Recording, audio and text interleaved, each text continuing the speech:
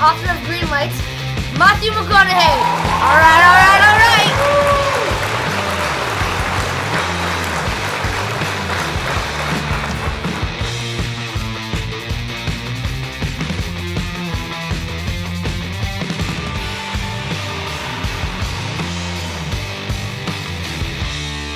Oh, I like his shirt already. Hello. What's up, Zander? How you doing? Good, man. You look That's like you're good. doing good. Yeah, I'm doing very well. Now, you wearing that because you like the Longhorns? You wearing that because I'm on here? Honestly, I actually wanted to go to Texas for college like a long time ago, like when I was like 3 or something. So Hook 'em. Looks good on you. thank you. And speaking of Texas, I think that is great that you're a big supporter of the Texas athletics and all that stuff. Like I Yeah, yeah. it's cool. I get to know these young men and women, and I don't know. I love sport. Sports taught me so much about life, about preparation for the work I do as an actor. Um, I think the world could learn a lot from sport. Meaning, the rules are clear, and then two teams usually come on and battle it out. And someone wins, someone loses, and they walk off and they shake hands when they say goodbye, and they come back and do it again. It's a great form of competition. Is a great thing, and I think we could learn a lot from sport. A lot of us in life could learn a lot from from sport. Yeah, like it's true because and like they're friends off the court and on the court or Yep. like the field like so it's pretty cool how like you just said, once they get on the court, they're like basically enemies, but Yep. once they're off, like they're just complete friends. Then you shake hands when it's done and say, "Hey, you know what? You won this. You won that one. I lost this one. I'll get you next time." And you come back and you try your hardest and you do it and you see how it comes out. Yeah, it's amazing. Yeah. So for this interview, I have 10 questions for you, along with a Yeah. couple of rapid fire. Okay. Sure. And so I know that your time is valuable. And so please feel free to like cut this short anytime you feel like it's Okay. too Let's long. do it. All right. Ready? Yeah.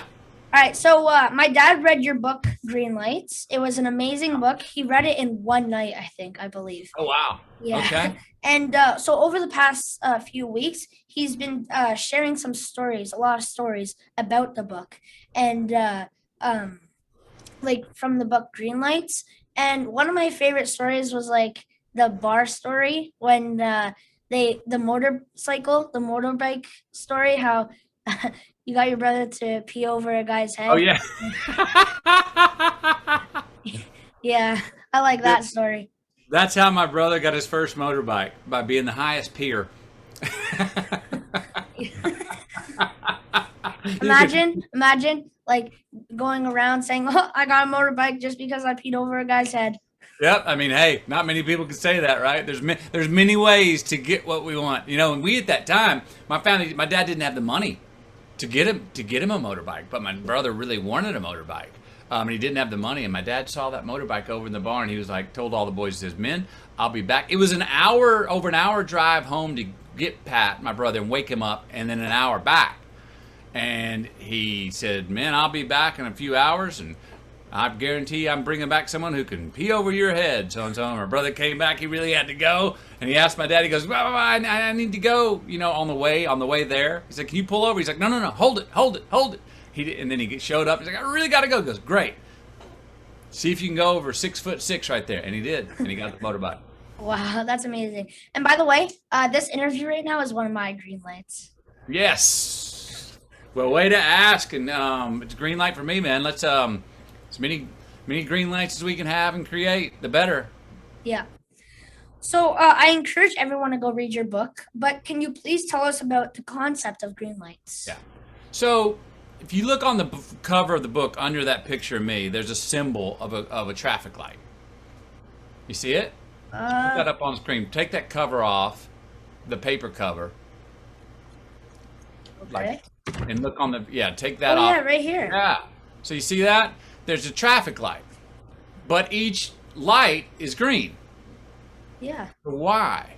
Right? Because it should be green, yellow, red, right? Like, does it No, stand for like only green lights in your only life? green lights, because here's what it is. Green lights we love, and it's a metaphor for life. Green lights mean things are going well for us. We're getting what we want, right? We like it. We're rolling. Yeah. Yeah. Um, we're in the zone. We're succeeding. We don't like yellow and red lights in life because they slow us down. Maybe that's an argument or a misunderstanding with a friend or your brother, sister, or parents. It's like, oh, wait a minute, this is a pause. Or maybe it's sometimes where we mess up and we have to stop and think, hey, well, what do I need to do to not do that again? It's a pause. It stops us in our flow. We don't really like it, but sometimes we got to do it. Red lights we really don't like because they stop us. Sometimes that's somebody gets, really sick. We can have a loved one that can pass away. We can absolutely not get what we want, go through a really hard crisis. We don't like yellow and red lights, right? But we find out that all yellow and reds eventually turn green in the rearview mirror of life. I mean, you're battling something with your health right now, and you have been, right? Yeah. I'd say it's a yellow light that you are working every day to turn green. It's a big pause in your life. It's a hardship in your life, but you're choosing to go, I'm going to do what I can to fight it. I'm going to start a podcast. I'm going to care about my grades. I'm going to keep playing sports. I'm going to make the best of it. You're turning it into a green light. Now, you'll have lessons that you'll learn later in life that you'll go, wow, you know what? That time, or the time when I was sick, it had a lesson in there for me.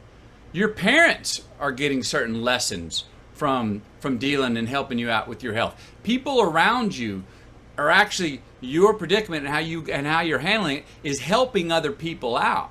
Maybe care about more. They're learning to care more about what really matters to them, and maybe not care as much about things that shouldn't matter as much.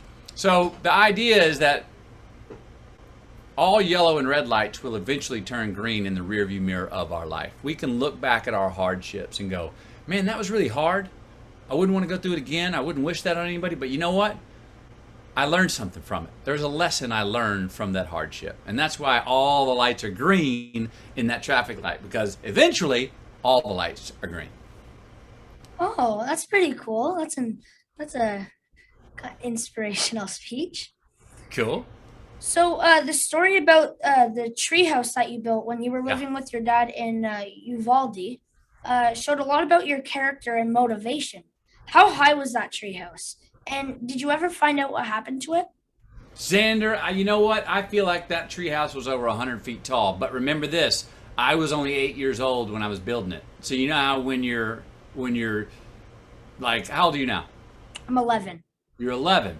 Yes. So do you have the same size, you have the same bedroom you had when you were 5? Mm, I got a new bed a couple weeks ago. Is your room though the same room? Yeah, kind of, yeah. Well, you'll notice as you get older, like your bedroom now, you probably think it's pretty big, right? Yeah.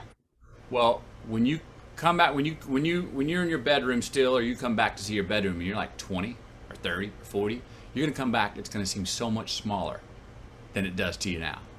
So that treehouse to me was at least 100 and something feet up in the air. Now, it was 13 stories, and it was in the tallest pine tree in the entire forest. But I don't really know exactly how tall it was. Maybe my young 8-year-old eyes thought it was taller than it really was. Now, I don't know what happened to it. I went back to where I built that tree house about 5 years ago. There were shopping malls and businesses all built there. So all I can imagine is somebody one day, before they came in to clear out that area and build on it, walked upon that tree with that tree house and looked up and was like, oh my goodness. It was the coolest treehouse I've ever seen, and it was 13 stories tall. I'd cut holes in each floor of all 13 floors, and I had a rope that went down to the bottom with a bucket in it, and I'd show up each day, put my brown bag lunch in the bucket, and then climb up to the 13th floor and pulley up my lunch and have lunch on the 13th Oh, that's floor. cool. Yeah. I'm pretty sure that there's a restaurant in LA because of COVID. They started to do that with food. They dropped a bucket with food. It's like Oh a yeah, restaurant. Yeah. oh that's cool. Yeah. Fun too. So yeah, it's pretty cool. Um, this time you spent in Australia seems so far from where you are today. What effect did that experience have on the rest of your life? Yeah, great question. I went to Australia right after I graduated high school, and when I had finished high school, I had good grades. I had a lot of friends. I had a car. I was playing golf. I was a four handicap. I was very extroverted.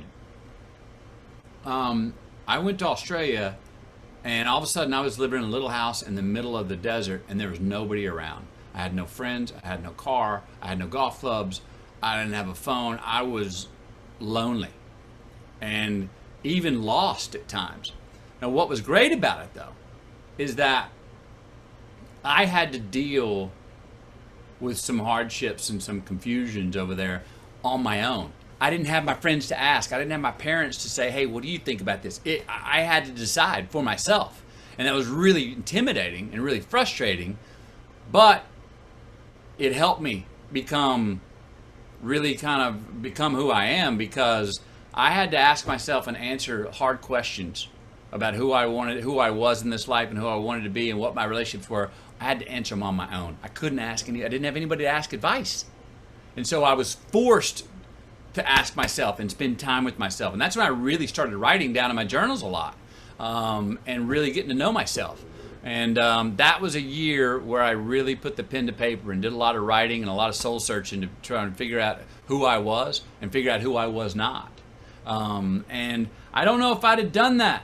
It's hard to do that sometimes when we have the luxury of friends for advice or parents for advice, because we can just go to them and usually find out an answer. Well, I had to figure it out on my own for an entire year.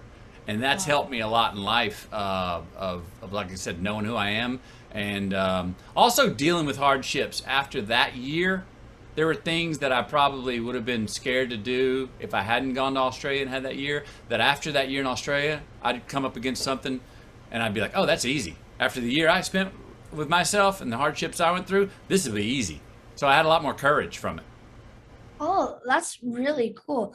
Yeah. So, your dad was really big on rites of passage. What impact did that bar scuffle event have on you and your relationship with your dad? Well, the bar scuffle was the first time I'd ever seen somebody like aggressively put their hands on my dad. And I just had never seen that before. And it went through my head like nobody touches my dad like that. And so I pounced on this guy that was putting his hands on my dad. And it was a bit of a rite of passage because I've always been a great talker. I'd rather talk it out than fight it out. But I think it let my dad know that, okay, my youngest son Matthew, if he needs to, because we sometimes find ourselves in a physical confrontation. It let him know that, oh, okay, I would engage with that if I had to, and it kind of let him know that I had principles. That, you know what, even though his son me wasn't a fighter, which I'm still not. Boy, if it came to somebody doing something to his dad, he'd jump right to it. And I think it let him know that I had things that I would stand up for. Oh, okay.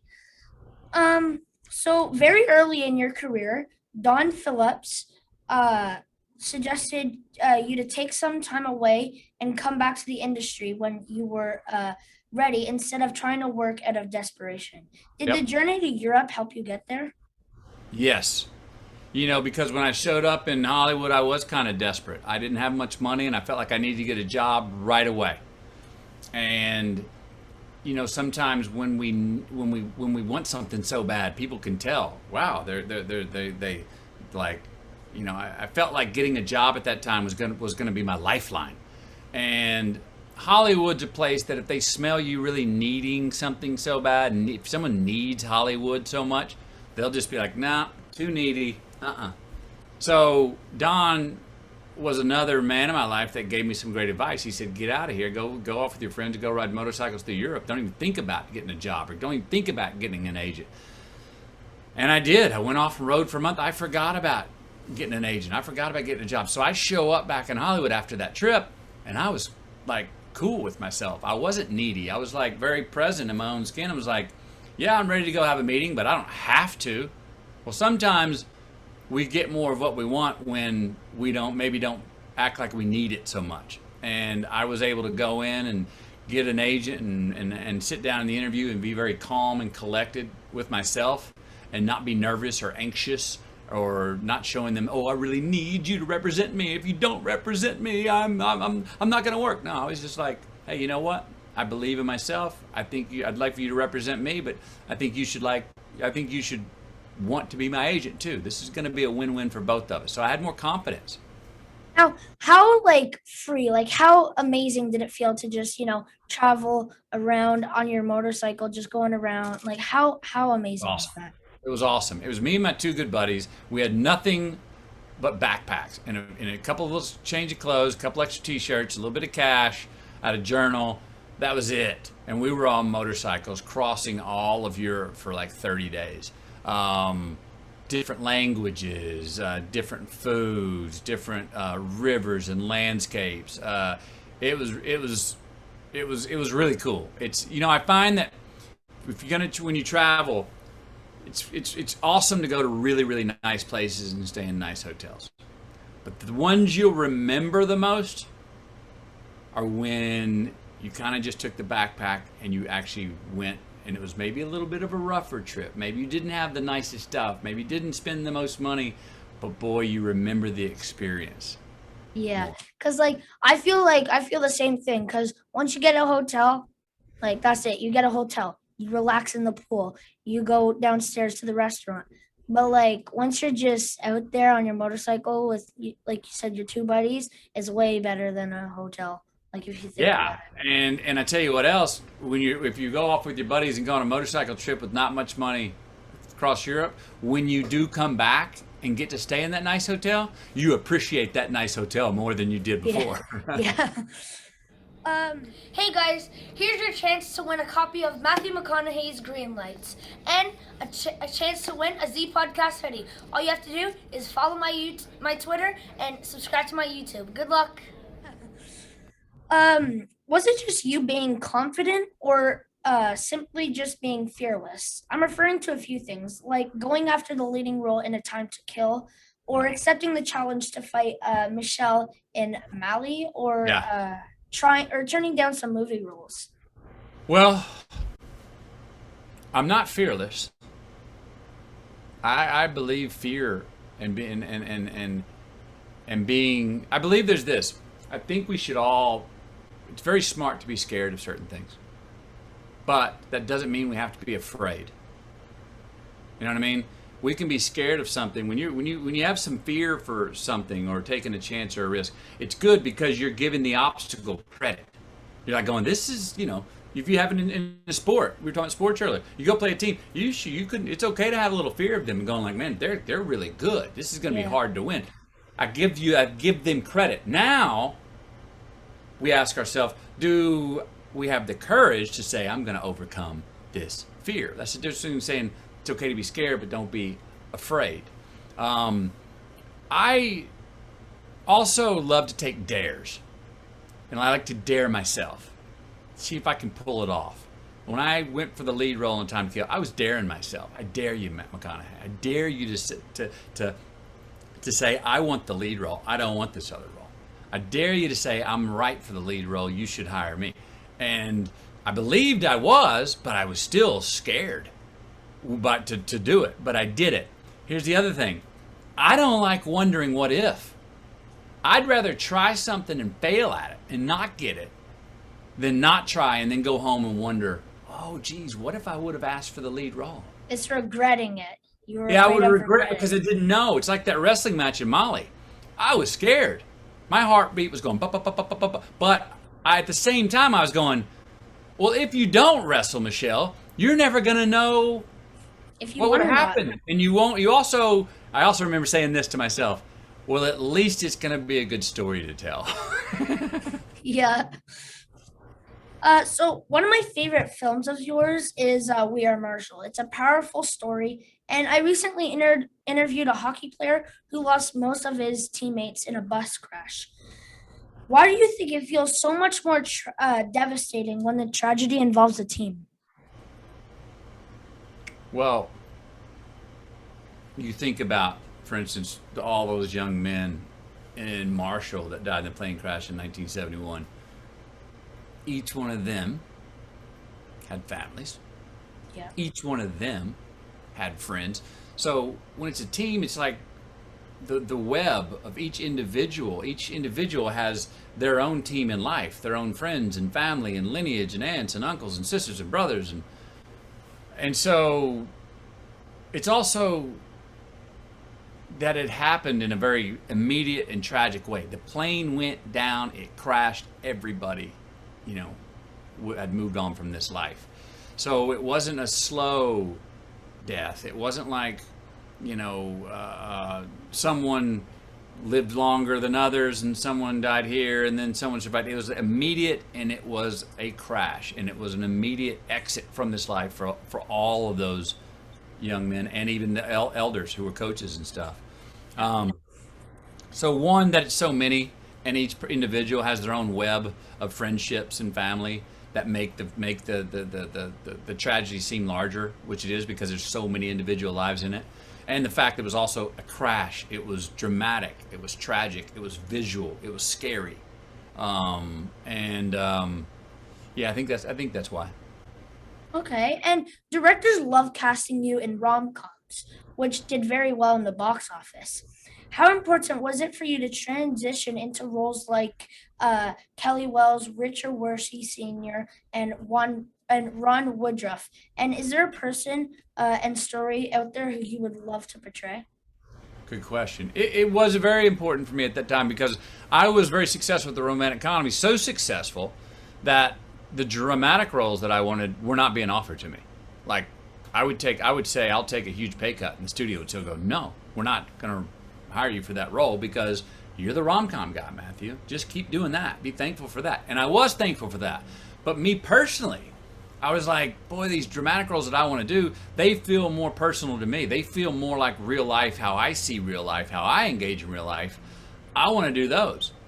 Well, again, Hollywood said, no, you can't do those. So I decided to say, well, if I can't do what I want to do, I'm going to stop doing what I've been doing, which was the rom-coms. So I said no to all rom-coms. And I had to say no to like 100 in a row, Zander. I mean, and they were coming at me with big Wow. bucks. And I kept saying, nope, nope, nope. Well, after a while, Hollywood got the signal. McConaughey's not doing any more rom-coms. He's just turned down like 100 in a row. And it didn't matter how much we offered him to pay him. He just said no again. So then Hollywood forgot me. Nothing came in for months. And after about 2 years, all of a sudden, here came those offers for those roles you're talking about, those dramatic roles that I wanted. Now, why? I think it was because when I said no to the rom-coms and I quit doing them, you didn't see me in the theater in a rom-com. You didn't see me in your living room on the TV in a rom-com. So it's sort of like, where did McConaughey go? Where's he been? I don't even know what he's doing. I don't even know where he is. Is he even in town anymore? And when I found some anonymity in that. And so all of a sudden I was anonymous to Hollywood now. And in that anonymity, that's when I became a new good idea. Hey, you know who would be interesting to cast for those roles you spoke of? Matthew McConaughey. And when they called and said, would you be interested? I was like, yes, I would. Let's go. Awesome. And as an athlete, you prepare for a season and set your goals on winning a championship. As an actor, is your goal to win one of these? Well, I did win one of those. Yes. 2014, I believe, was the Yes. year. You know, I didn't think about it like on a daily basis. But when I wrote the book Greenlights, I found a diary entry that I wrote in 1992 when I was 21 years old that said one of my life goals was to win an Oscar as Best Actor. Now, I didn't even remember that I wrote that down back then. Really? Yet, I look back and I said, you actually did that in life. You actually did go achieve that. You actually did go win an Oscar for Best Actor. And I had completely forgotten I ever even wrote that down as a goal. So, What I'm saying is, I say I forgot it, but obviously I didn't really forget it, did I? I just didn't have to No. look at it again. And sometimes I think that's true with our goals that we write. If our goals we write down, the things we want to do, if the really true goals for us, we don't have to keep looking at them to remind ourselves, oh, let's do this. We're going to sort of inherently just kind of do what we have to do to make it happen. So that's my answer on that. I didn't think about it day to day about like, oh, this role I could win an Oscar. Oh, this one I won't. I didn't really think about that. But I've always wanted to be as excellent as I could be in the craft of acting once I chose that to be a career. And by the way, I just wanted to say this. My sister got me this for World's Best Brother. This is pretty Nice. cool. Winner. Did you have that down as a goal? Yes, I did actually, because like I was treating her like a queen. I'm, like a princess. That's what all brothers should do. And you pulled it off, and she's given you the trophy. Congratulations. Yes. You seem like speaking of family, you seem like a true family man, and the people in your life mean so much to you. After all of you have accomplished, does family finally complete you? Are you finally the man you've been chasing? Nope. No? Nope. Family has completed me quite a bit, but I still got work to do as a family man. I still have work to do as a father. I still have work to do as a husband. I still have work to do on being the best man I can be daily in my own life. So I don't think I'll ever be complete. I don't think any of us ever really are complete. Because once we achieve something, there's always more to it. Once we crest a summit, we see many more summits on the other side. So I have built some wonderful things in my life, like my family and my marriage and my career. But I am in no way do I ever think, you've done it now, Matthew. They ground me. Those things, my family and my fatherhood and my husband, those are non-negotiable things in my life. I mean, I'm committed to them, right? Right. But for me, if I go, oh, well, I've done it. Now I can relax. Then I'm going to get complacent. I'm going to get lazy. I'm going to allow myself to slide in places I don't want to allow myself to slide. You know what I mean? Right. So they've helped me feel more complete, but I am not complete and I'm not done yet. And now that you say that you're not done yet, do you think you will ever be? Because I remember in your Oscar speech, you said that like the man that you want to be is always going to be 10 years ahead of you. Do you think that that's finally going to end, and once you do something, it's all going to come together and you're finally going to be the man that you've been wanting to be, or is it just 10 years ahead always? I think my hunch, Zander, is that I'll never get there. That on my deathbed, I'll be like, I still did never catch my hero. And I'm fine with that. I actually think that that's, for me, a really healthy way to look at trying to be the best and most truest man I can be in life. And that, again, we don't, maybe I'll be my hero to my kids, but I don't think I'll ever be him to me. Maybe I'll be a hero to my kids, but I don't think I'll ever be mine. And that's perfectly fine with me. I think life is a chase. I think we're always chasing. We have the opportunity to always chase our better selves and our truer selves. And if we understand that we actually never finish, we never cross the finish line, and that's the game of life, so let's play it, then hopefully we can just look back when we're leaving this life and look back and go, well, I did the best I could, and I enjoy the view. I like who I became. But did I become all of it? I don't think I'll ever be that. Never? I don't believe so. And it's because there's just so much, such heights to go that we don't even fathom. Like they say, we're only using like 10%, 11% of our brain. There's 89% left out there that we can't even fathom what we can be. I always talk about this, a roof is a man-made thing.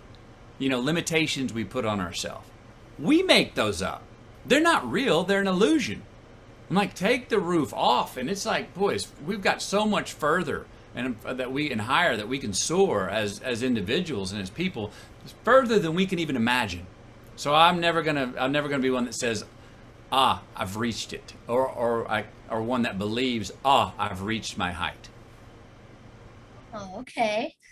That's actually pretty inspiring. So now we have rapid fire Yeah. questions. Okay. Let's go. What is your all-time favorite movie line?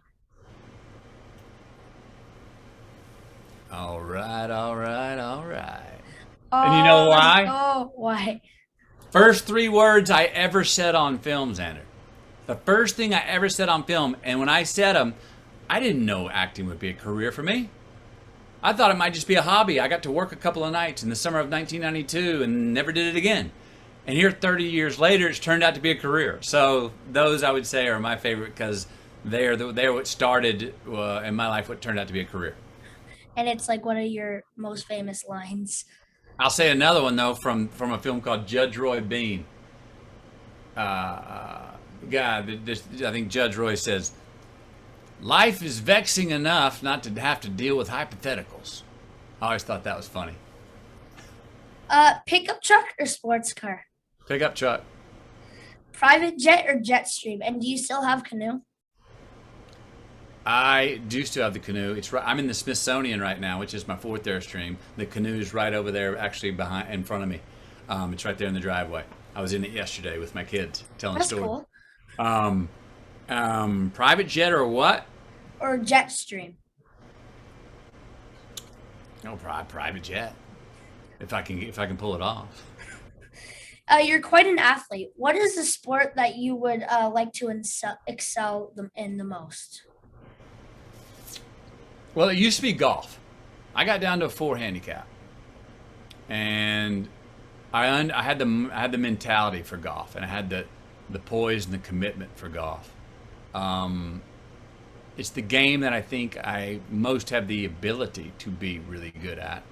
But since I have children and since I have a career, I just don't really make the time to go practice golf as much as you need to be great at it.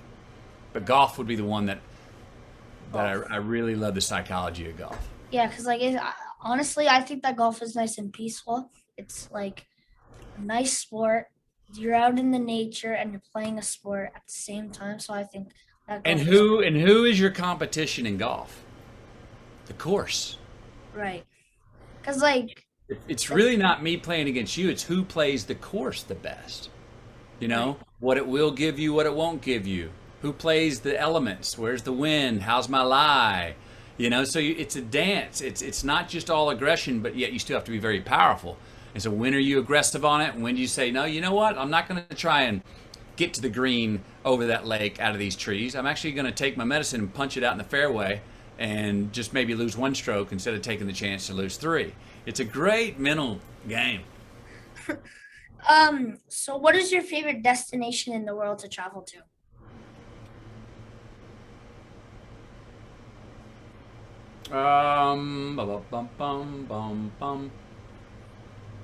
Mali, Africa. What is easier, losing 50 pounds or gaining it back? Well, it's easier and more fun gaining it back. But it's actually more dangerous gaining it back. Really? Yeah, because if you just eat what you want, like as much as you want, to try and gain it all back really quickly, you grow back. Your face and your body changes. It grows back in different ways than it was before. So you really have to take your time. Okay. Gaining the weight back, you got to do it really slowly. Okay, and if you can act opposite any actor, past or present, who would it be? Oh, I want to keep acting with my buddy Woody Harrelson. I love being across from him. If there is one bit of advice you would pass down to your kids, what would it be?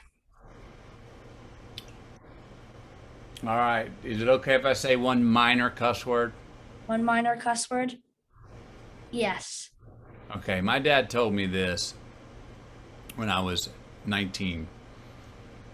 And it's when I called him and I was very nervous to tell him I didn't want to go to law school anymore, which I was expected to do, and that I wanted to go to film school. Oh, sorry to cut you off, but I remember this. My dad told me it It was something about the A word. I remember it. Yep. Pretty sure. Is Yeah. it okay if I say it? Yeah.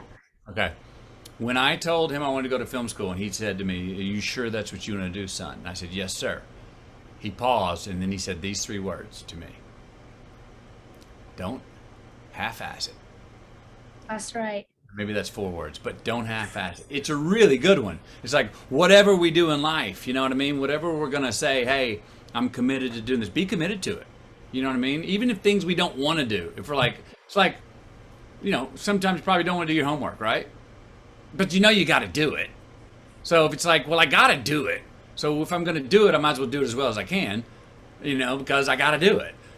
So even if with things we don't want to do, if we go, hey, don't half-ass it, give it your all, the outcome's always better. And, even if there's things we do want to do, those are really fun things to give our all. And again, like we were talking about earlier, if we don't half-ass what we're doing, at least, even if we fail and don't get it, at least we'll know. Yeah. You know what I mean? But if we don't give our all at something and don't get it, then we go home wondering, oh, geez, would I have been able to get that if I'd have given it my all? I'll never know. It's exactly like what you just told me a couple of minutes ago on how you said, if I never went to go audition for A Time to Kill, you would never know if you would have. Never know. And that I going to trying to get to sleep at night, going, I don't know if I could have, if I'd have tried harder. I don't like that feeling. That keeps me up at night. You know what I mean? Yeah. And that's it. We've come to the end of our podcast. I just want to say thank you so much for joining, and thank you and Camila for for what you do with your foundation. Just keep living. Thank you, Zander. It's amazing. And so you're a remarkable person, and I think you'll make an awesome leader of the great state of Texas. And I hope to get this sign in person one day. I'd love to sign it for you in person, sir. And love to if we get a time when you still want to go to University of Texas. Yeah. Okay. We'll keep reach out through Nicole, who set this up. She's my right-hand lady. And if you're ever getting down Austin way, and maybe during the football season, I'm gonna have you in my box, see a game, and you can see a little bit of the town or what have you. Okay. Awesome! Thank you so much. All right, Zander. Hey, All right. Good stuff. Keep it up. Like your shirt. Tell your mom and dad hi. All right, and your sister too. Yes. Thank you so much. All right. Bye. Bye.